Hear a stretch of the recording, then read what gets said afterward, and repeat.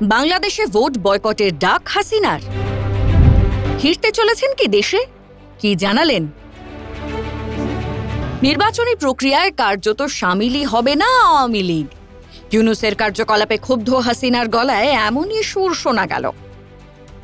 মানুষের ঘরে আজকে নিরাপত্তা নাই, আওয়ামী লীগ আসলে নিরাপত্তা দেবে, নিরাপদে ঘরে ঘুমাতে পারবে, চলতে পারবে, দেশে ন্যায় বিচার প্রতিষ্ঠা হবে, গণতান্ত্রিক ধারা অব্যাহত থাকবে গণতন্ত্র ফিরিয়ে আনার জন্য। আর এই যে জঙ্গি ফ্যাসিস্ট ইউনূস আওয়ামী লীগের কার্যক্রম নিষিদ্ধ করে, ছাত্রলীগ নিষিদ্ধ করে, নিবন্ধন বাতিল করে, আওয়ামী লীগ বাদ দিয়ে ইলেকশন করবে। ঠিক আছে, কীভাবে ইলেকশন করে আমরাও দেখে নেব। জনগণই ভোটার, এটা তাদের মনে রাখতে হবে। চুরি করে কত দূর যাবে, কত ভোট চুরি করবে আমরা দেখব। ডাকসু চুরি করেছে, কিন্তু সব জায়গায় চুরি করা কাটবে না।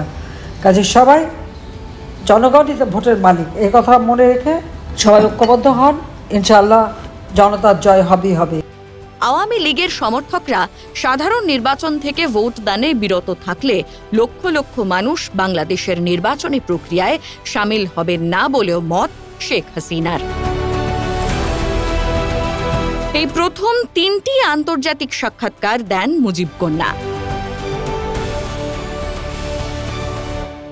বাংলাদেশে প্রত্যাবর্তনের বিষয়েও মুখ খুলেছেন, জানিয়েছেন দিল্লিতে তিনি স্বাধীনভাবে থাকলেও অবশ্যই নিজের দেশে ফিরে যেতে চান।